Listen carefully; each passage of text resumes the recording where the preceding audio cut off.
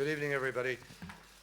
Thank you very much for your patience, and I apologize for the fact that I can't stay to take questions, which I would like to do, but we are operating under some very tight constraints on the rest period the law allows for our pilots because of some of the delays. So as a result, I need to get to the airport and get on the plane. But I will make a statement before doing so, and I hope it will cover much of what you're concerned about. This evening, we are really reminded once again of diplomacy's power to tackle significant challenges. And thanks to years of hard work and committed dialogue, we have made vital breakthroughs related to both the nuclear negotiation and a separate long-term diplomatic effort. I'm very happy to say that as we speak, we have received confirmation that 5 Americans who had been unjustly detained in Iran have been released from custody, and they should be on their way home to their families before long, shortly. The President will have more to say about their release later. But I can tell you one thing. While the 2 tracks of negotiations were not directly related, and they were not, there is no question that the pace and the progress of the humanitarian talks accelerated in light of the relationships forged and the diplomatic channels unlocked over the course of the nuclear talks. And certainly in the time since we reached an agreement last July, there was a significant pickup in that dialogue. We have also reached a critical and auspicious milestone on the nuclear issue as well. Today, more than 4 years after I first traveled to Oman at the request of President Obama to discreetly explore whether the kind of nuclear talks that we ultimately entered into with Iran were even possible, after more than 2.5 years of intense multilateral negotiations, the International Atomic Energy Agency has now verified that Iran has honored its commitments to alter and, in fact, dismantle much of its nuclear program in compliance with the agreement that we reached last July.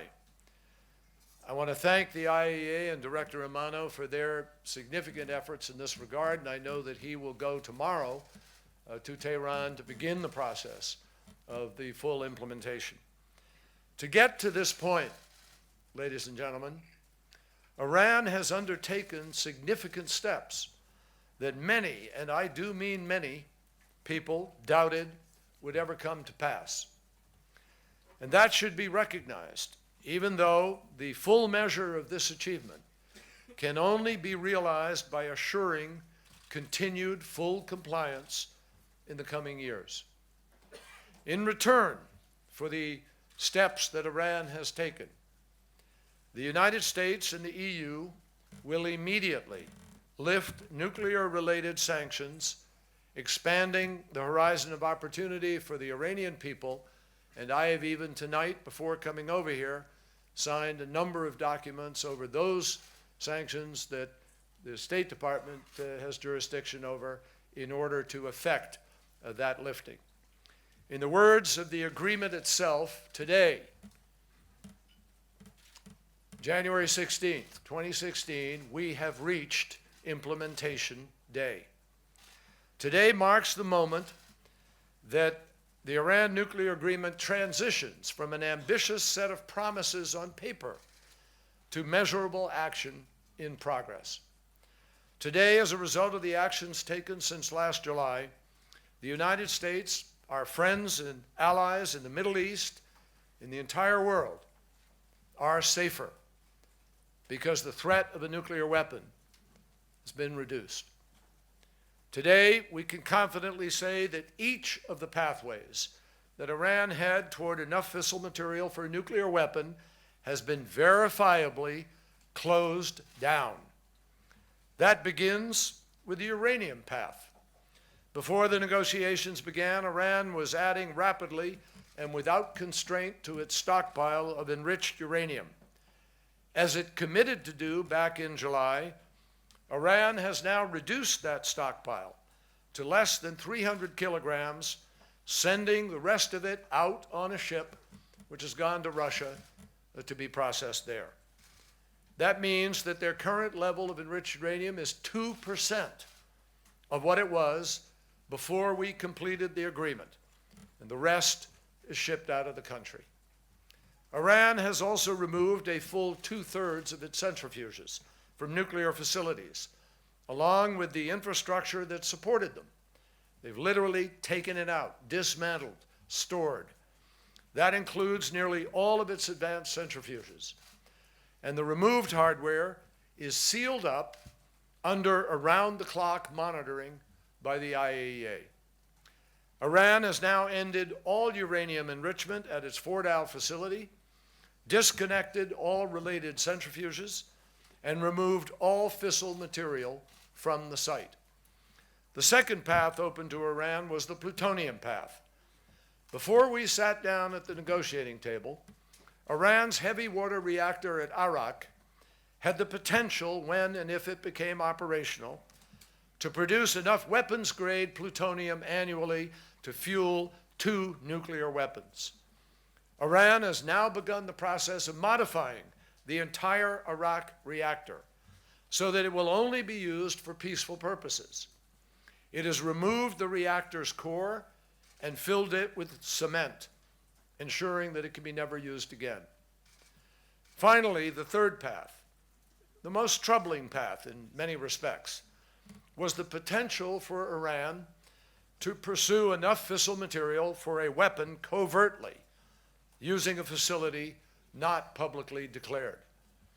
Now, before the talks started, the IAEA did not have assured access to investigate locations at which undeclared nuclear activities might be carried out. It also lacked the ability to track uranium as it was mined, milled, and then turned into yellowcake. Today, the IAEA has put in place every one of the extensive transparency and verification measures called for in the agreement. That means, in addition to the 24/7 monitoring of all of Iran's declared nuclear facilities, the IAEA now has visibility and accountability of the entire supply chain that supports Iran's nuclear program, from start to finish, from uranium mines and mills to centrifuge manufacturing and operation. So today, Iran would need far more than one covert facility in order to try to break out. It would need to develop an entire covert supply chain from start to finish, which experts around the world agree is not possible without early detection. As I said, the steps that Iran has taken to fully implement the nuclear agreement have fundamentally altered the country's nuclear program.